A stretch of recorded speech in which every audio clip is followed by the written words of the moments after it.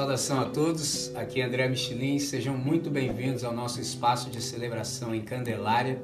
A gente está participando de um projeto de uma plantação de igreja aqui nesse bairro e dentre as várias atividades que a gente tem, a gente também assiste a um grupo de crianças. Então eu gostaria de te convidar, se você entende que o nosso trabalho é sério, você acredita naquilo que o Senhor nos deu para fazer nesse tempo e gostaria de dar um suporte, você pode também cooperar para a manutenção desse projeto, por exemplo, adquirindo uma das nossas canecas. Você tem a opção em cerâmica ou, se preferir, em alumínio. Como é que você faz para adquirir? Você pode nos enviar uma mensagem pelo direct. Nós te informamos todo o procedimento. É isso. God bless. Meus irmãos, muito bom dia. Quero convidá-los todos para que venham comigo exatamente para o livro do terceiro evangelista, que é o Lucas. Você pode abrir exatamente para o capítulo 18. Lucas, pesquisador fantástico. Você pode abrir para o capítulo 18. Com isso, eu te dou as boas-vindas para o nosso 42º Reagindo, seu espaço que a gente tem de interação mais profunda com a reflexão do domingo anterior. Então, vou retomar o texto, digo algumas coisas e depois eu abro para a participação efetiva de todos com as suas perguntas, possíveis dúvidas e também aquelas respectivas contribuições a partir das suas percepções. Então, Lucas, capítulo 18, eu vou te situar. Jesus está numa conversa com os seus pupilos, com os seus discípulos, e ele está falando também acerca das coisas concernentes ao fim. Então, no capítulo 18, não muda, por exemplo, o auditório, ele continua conversando com os discípulos. Com isso em mente, a gente começa a partir do verso 1, que diz assim: e contou-lhes, ou seja, aos seus estudantes, aos seus pupilos, seus talmidim, contou-lhes também uma parábola sobre o dever de orar sempre e nunca desfalecer, dizendo: havia numa cidade um certo juiz que nem a Deus temia e nem respeitava o homem. Havia também naquela mesma cidade uma certa viúva que ia ter com ele, dizendo: faze-me justiça contra o meu adversário. E por algum tempo não quis atendê-la, mas depois disse consigo: ainda que não temo a Deus, nem respeito aos homens, todavia, como essa viúva me molesta, hei de fazer-lhe justiça, para que enfim não volte e me importune muito. E disse o Senhor: ouvi o que diz o injusto juiz. E Deus não fará justiça aos seus escolhidos, que clamam a ele de dia e de noite, ainda que tardio para com eles? Digo-vos que depressa lhes fará justiça. Quando, porém, vier o Filho do Homem, porventura achará fé na terra? Interessante. Vamos falar com o nosso Pai. Deus bendito, nós te damos graças por essa ocasião, por esse novo dia que a misericórdia nos concede. Nessa oportunidade, Pai, nós tão somente suplicamos que o Senhor possa, por tua graça, nos dar um coração humilde e ensinável, para que todos possamos compreender, aprender, aplicar o ensinamento do teu ensino, do Evangelho à nossa própria vida. Pai, suplicamos ainda que o ouvir e o aprender sejam transformados em grande prazer para cada um de nós. Nessa manhã, é com esse intento que nós oramos e fazemos essa oração. Em nome de Jesus, amém, Senhor. Amém. Muito bem. Hoje é a nossa 15ª reflexão nessa direção. É a segunda série mais longa que nós tivemos. A primeira delas foi acerca da pessoa e obra do Espírito Santo. Foram 17 reflexões e isso muito me alegra. Talvez é a segunda maior alegria que eu tenho na vida, é que se eu falecesse hoje, fosse convocado à eternidade, eu iria feliz, entendeu? Feliz porque eu sou perdoado e feliz pela possibilidade que eu tive de falar acerca de Jesus de Nazaré.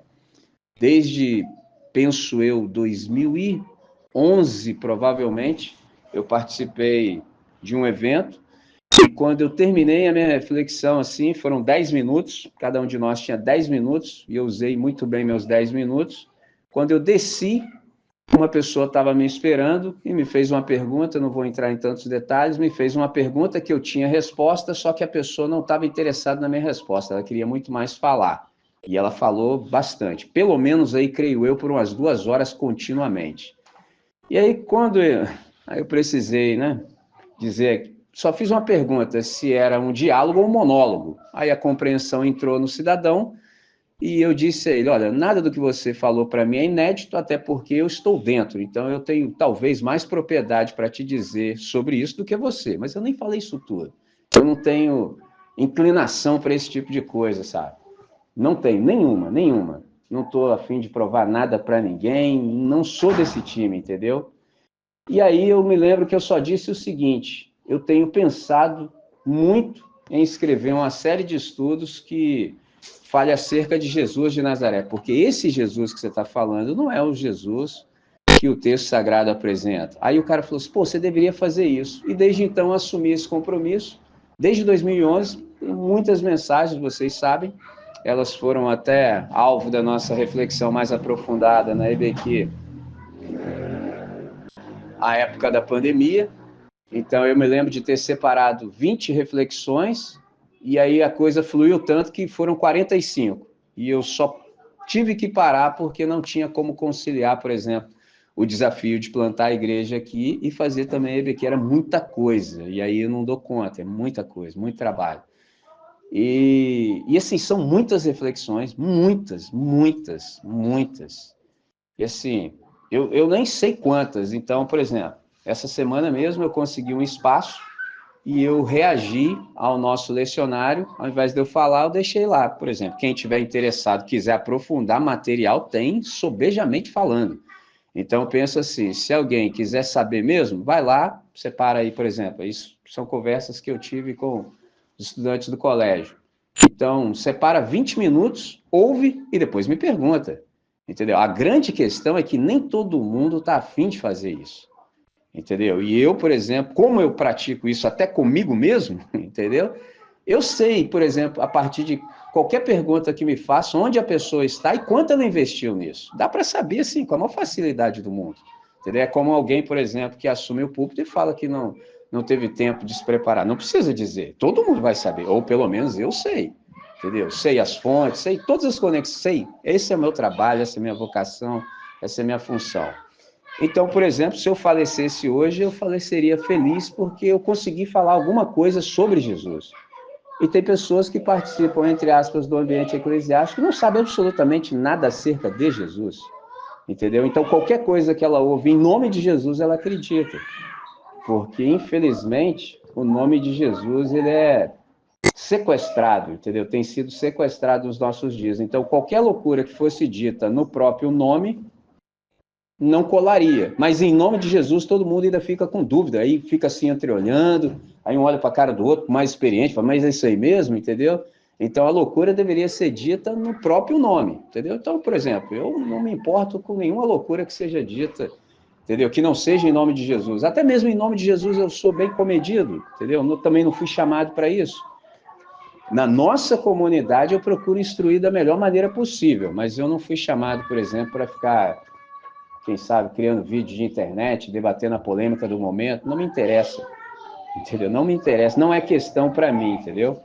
Então, nesse aspecto, a gente se debruçou, por exemplo, 14 encontros, esse é o 15º, é o derradeiro, a gente encerra aqui, e eu fico feliz por ter conseguido fazer isso por outra questão também.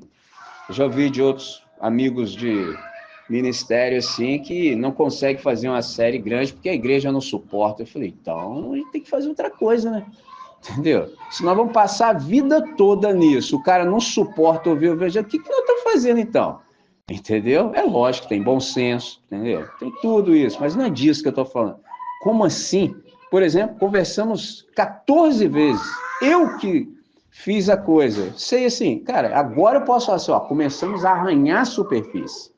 Entendeu? Depois de 14 reflexões, com profundidade, com espaço para pergunta e resposta, entendeu? Agora eu posso falar assim, ó, se alguém me interrogasse, na sua comunidade lá, o que vocês sabem sobre a oração? Eu posso falar assim, ó, agora, depois de tudo isso que a gente conversou, acho que assim, já estamos minimamente familiarizados com o tema, entendeu? Familiarizado. E aí, quando eu uso essa palavra ainda tema, já uso assim, com todas as aspas do mundo, que isso nem deveria ser tema, entendeu?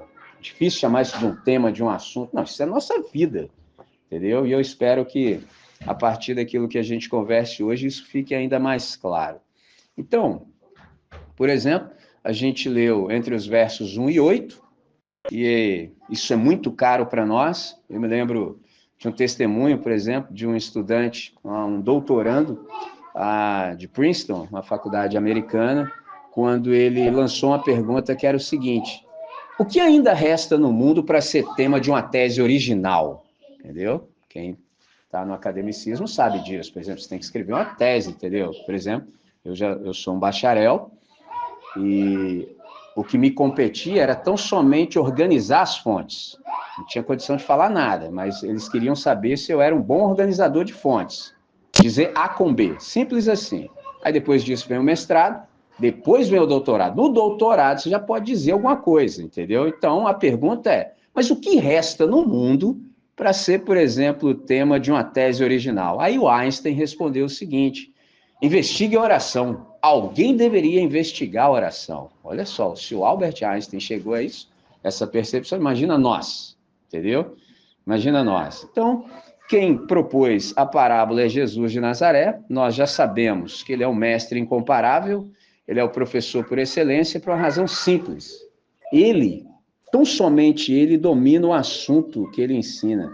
E ele é criativo e capaz de comunicar o pensamento de modo tanto assertivo quanto eficaz. Então, esse texto que a gente leu, ele pode também receber um título como se fosse a parábola da mulher persistente. Me lembro de dizer a vocês que Lucas, ele é extremamente cuidadoso, minucioso, e o texto dele é um texto em que ele exalta tanto a mulher quanto a oração. E aí só Jesus para concatenar as duas coisas. É um negócio fantástico.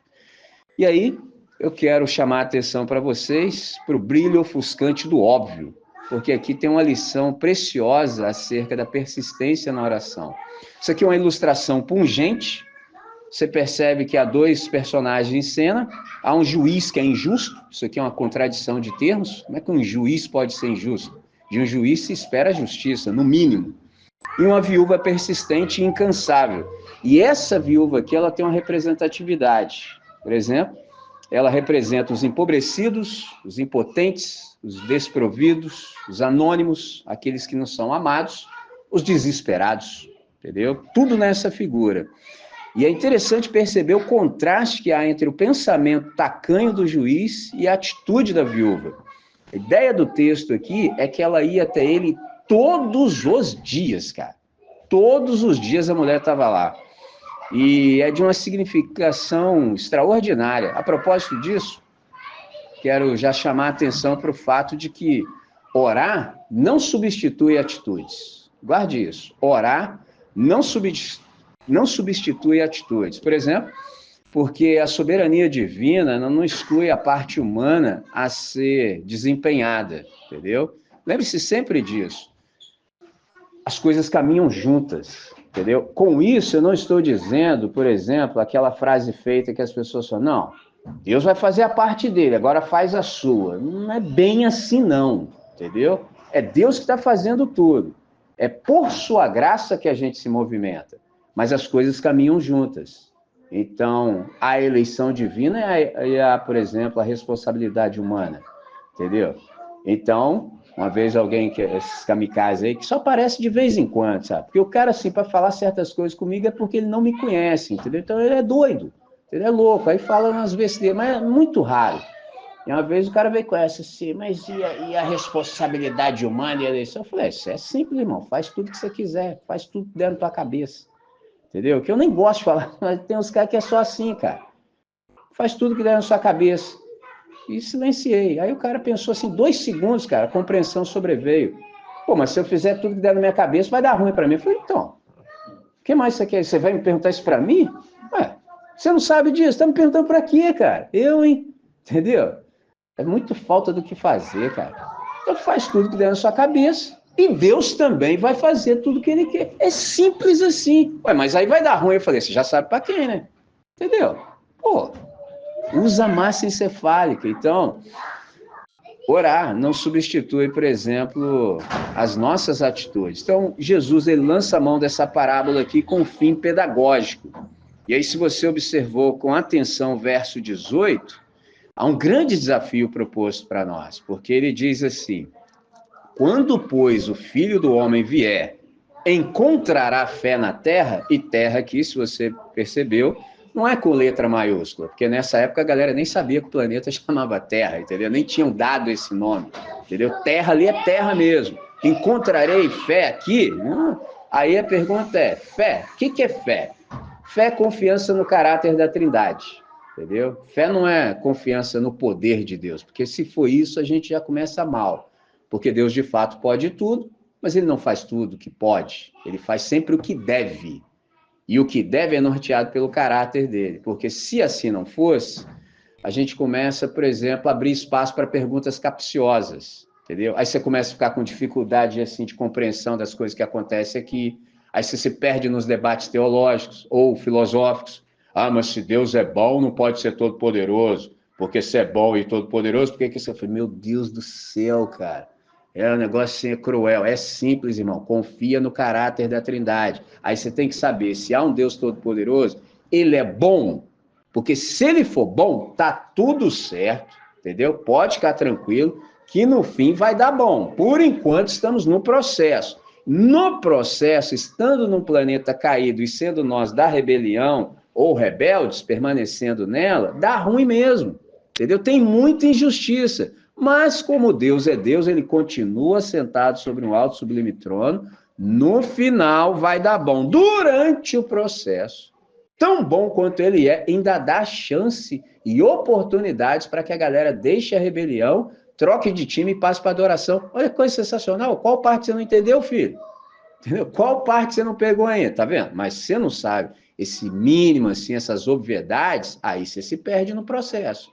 Entra em crise desnecessariamente falando, entendeu? Simples, tudo é simples, mas precisa prestar atenção. Então ele diz no verso 18: quando, pois, o Filho do Homem vier, encontrará fé na terra? Fé, confiança no caráter da Trindade, e nesse caso específico, fé conforme dessa mulher. Uma fé que faz com que você persevere, com que você não arrefeça ao longo do processo, porque assim, pensa comigo de novo, permitam-me reforçar a ideia. O cara é um juiz iníquo, injusto. Pensa comigo. Lembre-se de semana passada que eu disse que se essa mulher foi até o juiz, é porque não havia outra maneira de resolver a sua questão. Se ela tivesse um familiar homem, ela não precisaria ir até ele. O homem iria lá e resolveria. Como ela não tem ninguém por si, ela tem que apelar ao cara. Só que o problema é que o cara é repleto de iniquidade. O cara não quer fazer, simples assim. E ela não esmorece no processo, ela não se desanima, ela não desfalece. Isso em razão da fé que ela nutre no coração. Todos os dias a mulher ia lá inquietar o cara. Na mente dele era uma inquietação. Porque todo camarada que não é pela justiça, quando você requer algo que deveria ser executado imediatamente, o cara ainda acha que você está enchendo a paciência. Ainda é tudo ao contrário.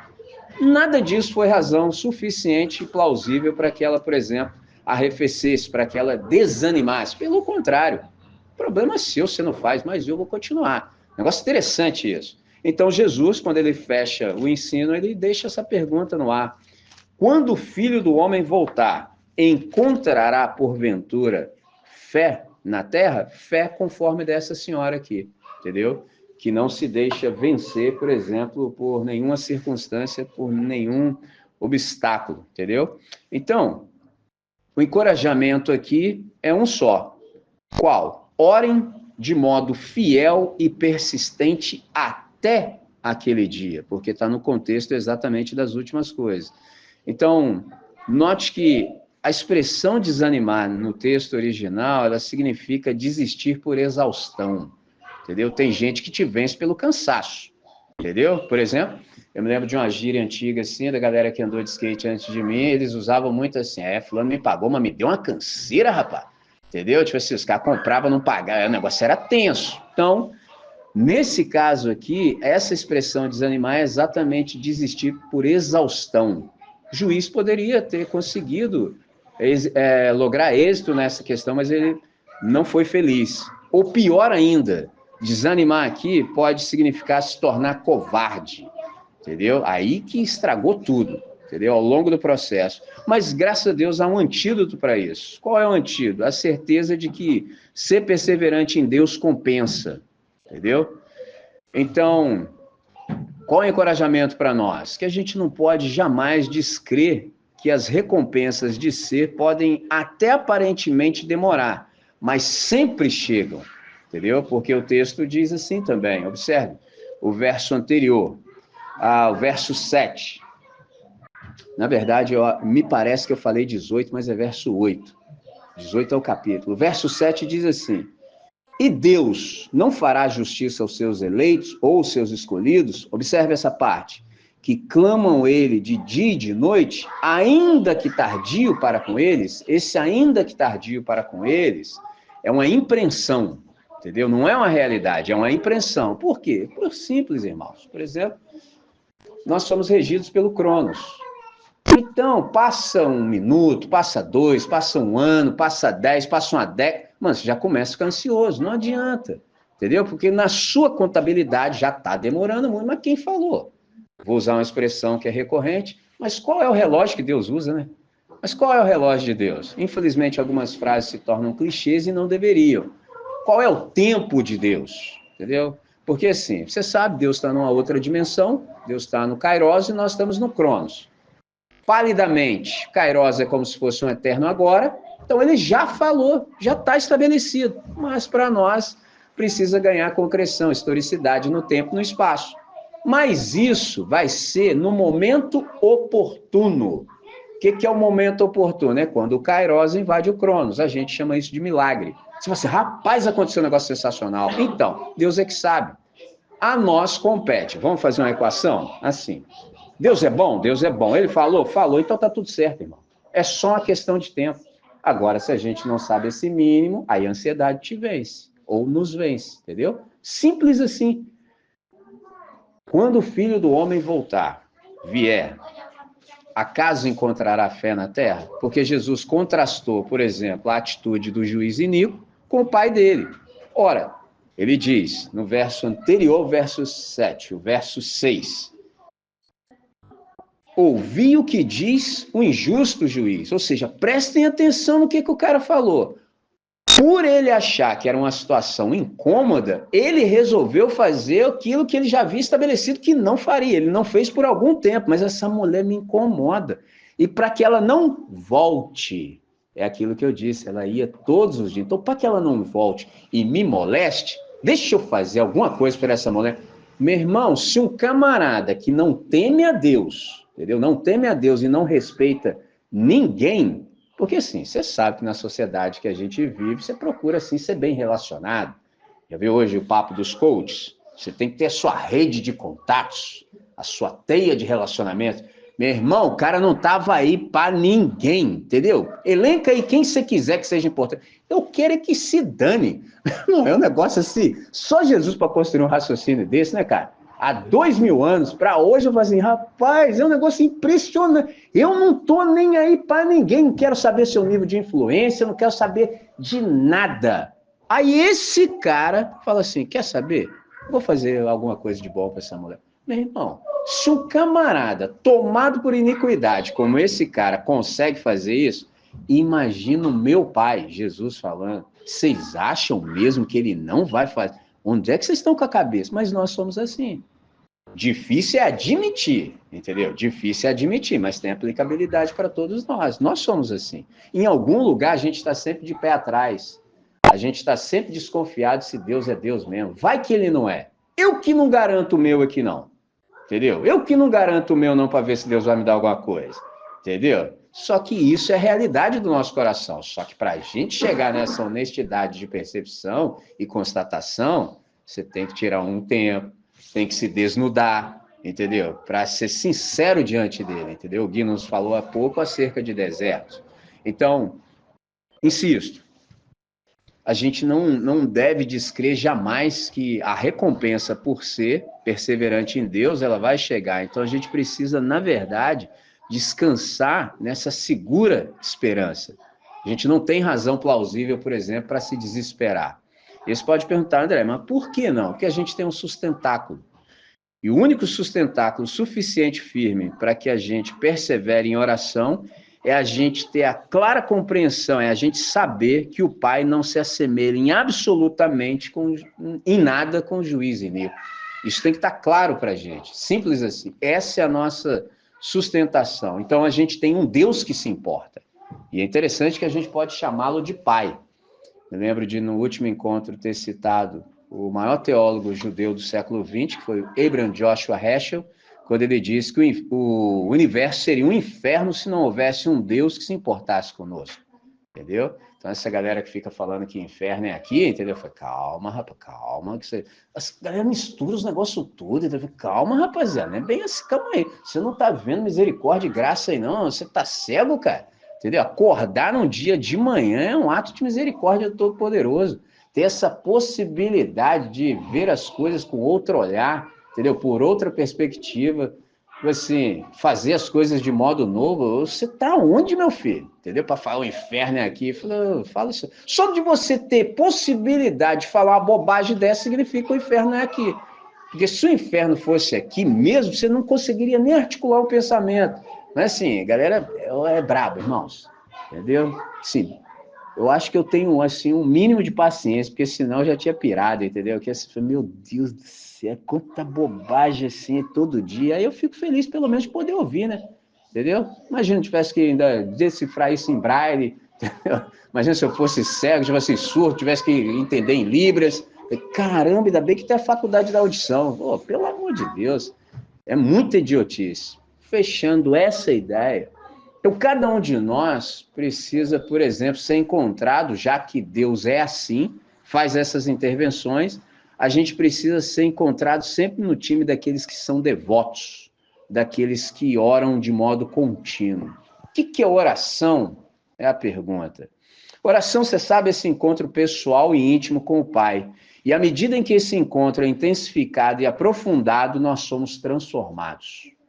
E aqui há uma sutil exortação para nós. Por exemplo, estamos caminhando para o final do ano, caminhando para o fim do ano. Hoje é dia 24 de novembro de 2024. Estamos a poucos dias do final do ano. E aí, a essa altura, se a gente se abre para balanço, a gente fala assim, cara, quanto eu fui transformado nesse ano? Se isso aqui que eu digo é verdade e eu creio, oração é encontro pessoal e íntimo com o Pai. À medida que ele se intensifica e se aprofunda, nós somos transformados. Se qualquer um de nós não verifica transformação no íntimo do ser, significa o óbvio. É que você faltou muita reunião, né, cara? Você faltou muita reunião de aprofundamento, sabe? Você fugiu do deserto e aí não rolou. Simples assim, contundente desse jeito. Então, como é que tudo isso se aplica a nossa vida? No Evangelho, meus irmãos, como em toda verdadeira maravilha, existem camadas e mais camadas a serem descobertas. Por isso que, assim, talvez seja pelo meu jeito de ser, mas eu penso de modo sistematizado, entendeu? Então, até hoje, eu nunca encontrei, por exemplo, algo que eu tenha dito que possa ser contradito por mim mesmo. Mas você falou isso aqui, mas não, é tudo... É uma sequência. Por isso que eu até fiz um desafio com vocês. Um dia eu falei assim, ou isso é coisa da minha cabeça ou é verdade. E aí eu pedi que vocês me auxiliassem. Faz isso hoje se você não fez. Pega qualquer vídeo, qualquer áudio, sobretudo vídeo aqui da comunidade, aperta em qualquer lugar. Arrasta a barra assim, pode colocar em qualquer lugar. Aquilo que está sendo dito lá é exatamente o que a gente está conversando agora. Eu falei assim, não é possível, cara. Mas aí eu descobri, só pode ser porque eu penso de modo sistematizado, entendeu? Então, assim, eu não digo algo aqui e mudei de ideia. Não. Aquilo que eu não estou certo, eu nem falo. Você nunca vai me ver falando das minhas dúvidas. Não, que eu não sei se é assim. Não, vai falar para quê? Vai edificar quem? Se nem eu estou seguro. Entendeu? É simples, não é complicado. Entendeu? Então o evangelho tem essas muitas camadas e a gente precisa descobrir. Por isso que a gente aqui investe bastante em série. Entendeu? Porque imagina, a gente fica saltitando. Entendeu? Eu sei lá como é que fica a sua cabeça. Agora, em série, não. Você vai cada vez aprofundando mais. Tem dúvida? Volta. Igual, por exemplo, tem as pessoas que não estão aqui exatamente agora, mas vão ouvir daqui a pouco. Aí já me disseram, não, interessante assim, que aí você fala algumas coisas, eu às vezes não pego, aí eu volto, ouço novamente, aí ouço o anterior, então fica fazendo esses exercícios aí. Eu faço comigo mesmo, entendeu? Então eu me sinto à vontade de falar. Então as coisas são profundas. Por isso que aqui também a gente lança a mão da pedagogia da repetição. Eu me lembro de um trecho de uma canção de um camarada assim que eu nem ouço muito porque é muito alto nível, nem sei ouvir as músicas do cara direito, que é o Beto Guedes, e há uma canção dele chamada Sol de Primavera e uma frase excelente assim, para mim imbatível. A lição já sabemos de cor, só nos resta aprender. Eu falei, é isso. Entendeu? Então, todas as coisas já foram ditas. Entendeu? Eu mesmo, confesso a vocês de todo coração, eu fico até com vergonha de ter que falar as coisas que eu falo. Entendeu? Eu já falei essas coisas, mas, irmãos, é de trás para frente, é de cima, é de baixo, é por todos os ângulos imagináveis. Caramba, lá vou eu falar isso novamente. Aí, graças a Deus, Jesus me socorreu. Isso aí é a pedagogia da repetição. Eu falei que os caras 3 anos e meio não pegaram nada. Entendeu? Imagina você. Entendeu? Vou te dar uns 30 anos para você se divertir. Então as coisas já foram todas ditas, mas como ninguém presta atenção, há necessidade de dizer novamente. Então, esse é o segredo. Então a gente fez essa incursão, tanto na vida quanto no ethos do Senhor, com um objetivo: extrair da vida de Jesus, nessa vida de oração e oração na vida dele, todas essas verdades que nos dão, por exemplo, uma melhor visão e maior estímulo para a gente conjugar o verbo orar. Entendeu? Esse é um dos verbos de difícil conjugação. Então, eu espero que essa nossa série de estudos tenha provido, por exemplo, o entendimento bíblico motivacional para que a gente possa orar de fato. E por qual razão nós oramos? A razão pela qual nós oramos é que simplesmente a gente não consegue evitar a oração. Entendeu? Por exemplo, o Paulo disse para que a gente pudesse orar sem cessar. E não há outra maneira da gente orar sem cessar, senão fazendo isso de olhos abertos, entendeu? Então, tudo que você perceber, que passar pelas suas retinas, transforme, por exemplo, numa razão de oração, entendeu? Uma criança passou por você, faz uma oração, entendeu? Viu alguma coisa? Ore o tempo todo o tempo. Então, a razão pela qual a gente ora é exatamente essa, a gente não consegue evitar a oração. É por isso que a gente fala com quem resolve. Essa é a razão, porque a resposta às necessidades mais profundas da nossa existência está única e exclusivamente em Deus. A gente carece sempre de milagre, entendeu? A gente precisa da intervenção do Todo-Poderoso. E a gente fala com Deus porque só Deus para fazer o que só Deus pode fazer, entendeu? Então, assim, meu irmão, hoje a gente fala com Deus. Eu já cheguei, assim, no momento da minha vida, faz tempo, faz muito tempo, faz um tempo significativo. Que assim, eu só posso contar com Deus, cara. Entendeu? Então, tô pensando aqui se falo. Eu fui convidado por uma emissora da cidade para participar de um debate e eu declinei do convite.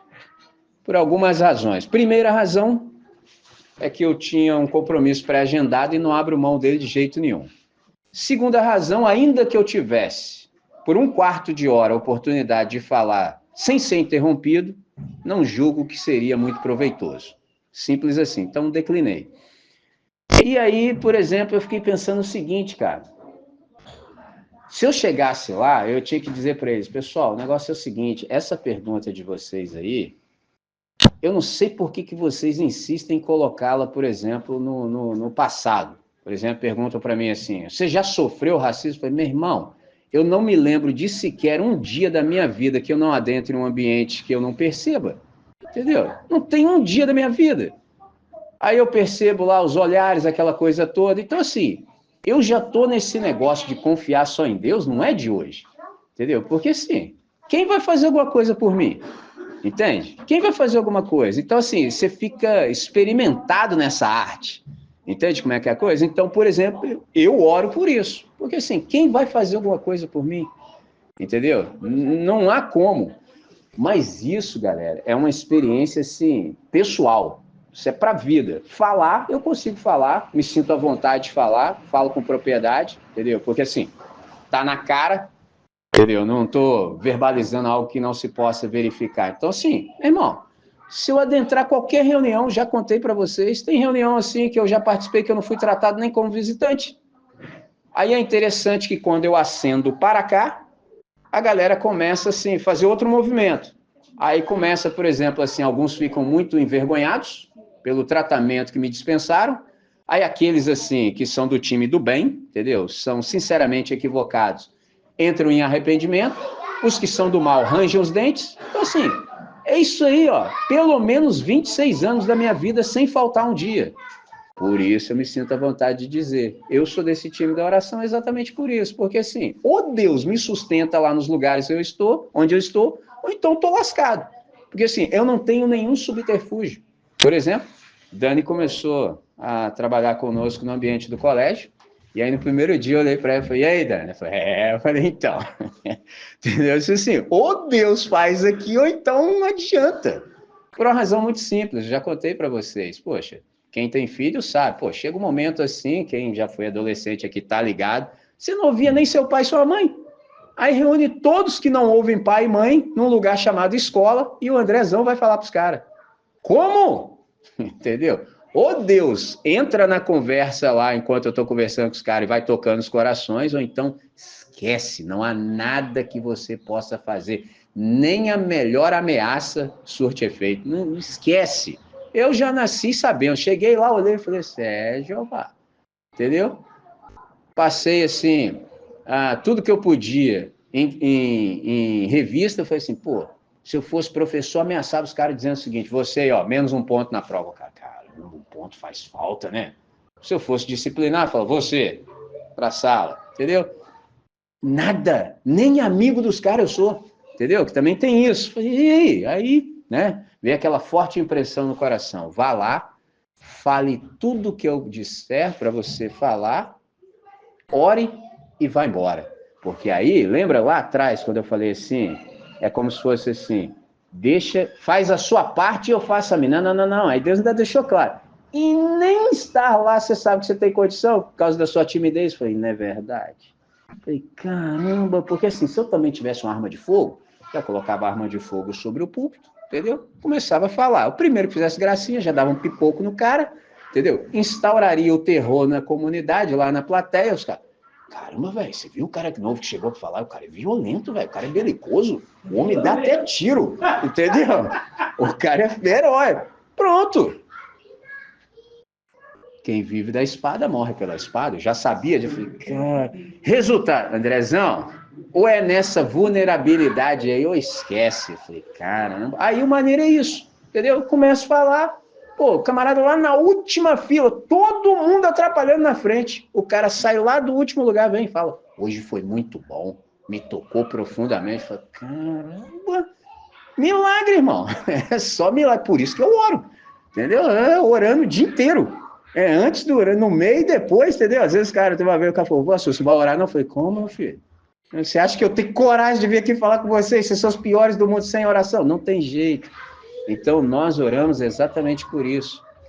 A gente fala com quem resolve, porque ou Deus faz, ou então esquece, vai fazer qualquer outra coisa, entra no outro empreendimento, porque nesse daqui você não vai obter êxito. Êxito aqui é só na oração, irmão. Entendeu? Você ora, vai lá, faz, entendeu? E também, nem sempre você vê que o negócio tá fluindo, não. Eu ainda sou bem-aventurado, entendeu? Que ainda consigo ver. Entendeu? Esses dias aí o cidadão também virou para mim e falou, pastor, Chilim, falei, fala, irmão. Hoje a galera tá conversando muito? Eu falei, tava, nem percebi.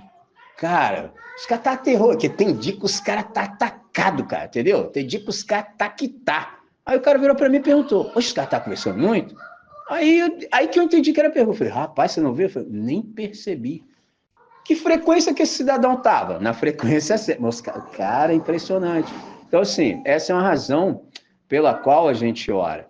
Caminhando para a gente fechar, e eu abro para vocês, quero chamar a atenção ainda dessa vez para o contraste entre o Deus Pai e o juiz iníquo. Então, se aquele camarada foi capaz de fazer o que fez, o nosso Deus e Pai, ele não só é justo, quanto ele também é amoroso e compassivo. Então, guarde isso no coração.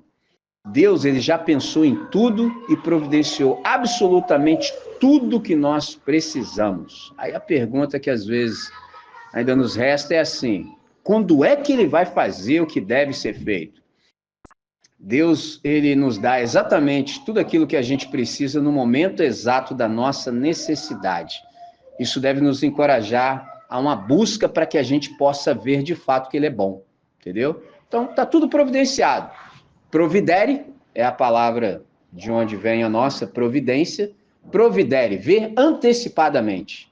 Então, quando a gente ora, a gente não está informando e lembrando Deus de absolutamente nada. Pelo contrário, a gente parte do pressuposto que ele sabe e por isso que nós nos sentimos motivados em conversar com ele. Então, Senhor, eu estou com essa questão aqui. As coisas estão desse jeito, mas eu sei que isso aqui não te pega, por exemplo, desprevenido. Pelo contrário. Então, em sendo assim, eu gostaria muito de deixar essa questão com o Senhor para que a ansiedade não encontrasse espaço no meu ser, porque eu estou seguro de que na hora apropriada o Senhor vai entrar com providência, o Senhor vai interferir e as coisas vão fluir. Então, tá tudo certo. Vamos em frente. Simples assim.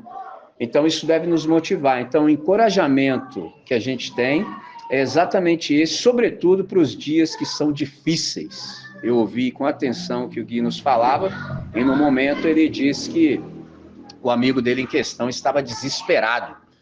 E não é por falta de razão, entendeu? Porque quem não está no time da adoração tem todos os motivos plausíveis para se desesperar, entendeu? Por quê? Você já viu o mundo melhorar? Eu ainda não vi. Estou aqui já há um tempo significativo, entendeu? Ainda não vi, não. O negócio só degringola, só piora.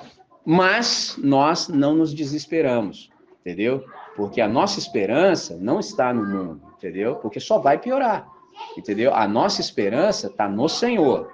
E ele tem projeto para esse mundo. E nós já fazemos parte disso. Então, a gente não tem nenhuma razão para se desesperar. Mesmo, por exemplo, quando a gente percebe que as coisas vão ficando cada vez mais hostis. E eu quero ressaltar 2 versos do capítulo anterior, que é o verso 26 e o 28, quando a gente tem aquele senso de solidão, quando você se vê sozinho. Observe o verso 26, que ele diz assim: assim como foi nos dias de Noé, entendeu? E também nos dias de Ló. E aí é interessante, olha o que Jesus fala. Verso 26, ele fala assim: como aconteceu nos dias de Noé, assim também nos dias do Filho do Homem. Verso 27, comiam, bebiam, casavam, se davam-se em casamento, até o dia que Noé entrou na arca e veio o dilúvio e os consumiu todos. O que essa linguagem aqui do verso 27 quer dizer? Por exemplo, lembre-se disso, Noé, um camarada solitário, absolutamente solitário, 120 anos construindo uma arca num lugar que nunca tinha chovido. Imagina cada vez o que você está fazendo, meu irmão. Fazer um negócio, mano, é um negócio. Imagina assim, se o cara entrasse na paranoia e falasse, meu irmão, passou um tempão já. Eu não sei se todos estão cônscios, mas o Noé começou, nem filho tinha. Pensa comigo, o cara começou a construir a parada, nem filho tinha.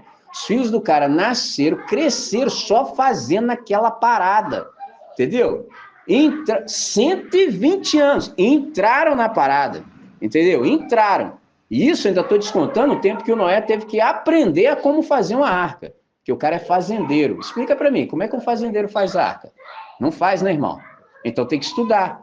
O cara estudou para saber como fazer a parada, porque assim, se você quiser comprar madeira hoje, vai na madeireira, já vem sob medida, cortadinho.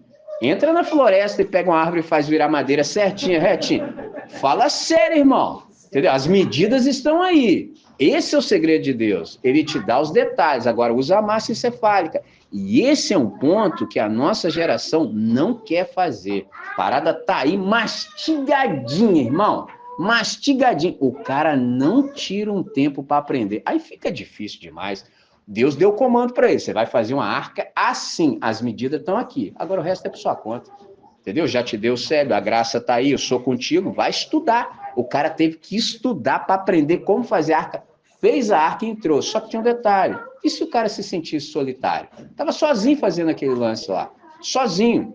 E aí, a galera dos dias dele, isso aqui, esse comer, beber, dar-se em casamento, significa o seguinte, vivia uma vida normal, entendeu? Ele estava fazendo a parada, mas como a normalidade dos caras era não dar ideia para Deus, eles não perceberam o que estava acontecendo até o dia que Noé entrou na arca, entendeu? Não, continuaram a vida, assim como todo mundo tá aí no planeta do mesmo jeito, mano. Os caras não estão prestando atenção em absolutamente nada, até quando o fim vier e pegar todo mundo desprevenido. Pegou a visão? O mesmo também acontece com o Ló. Então, por exemplo, observe o verso 28. Como também, da mesma maneira, aconteceu nos dias de Ló. Comiam, bebiam, compravam, vendiam e plantavam e edificavam. Ou seja, viviam, entre aspas, a normalidade da vida. Esse é o problema. Então, quando a galera não presta atenção, esse dia vai pegá-los desprevenidos. No nosso caso, não deve ser assim. Por quê? Porque a gente está sempre em oração. Então, a maneira correta da gente viver é assim. Jesus foi morto ontem, foi ressurreto hoje e volta amanhã. Pronto, tá tudo lindo, tá tudo fresquinho. Morreu ontem, foi ressuscitado hoje. Olha que hoje então é um dia de grande alegria e pode voltar amanhã. Tudo certo, você não perde isso de vista. Agora, não tendo essa percepção, aí você pode ser surpreendido. Por isso ele deixa no ar. Quando o Filho do Homem voltar, encontrará porventura paz, fé na terra? Paz é outra questão. Encontrará fé na terra?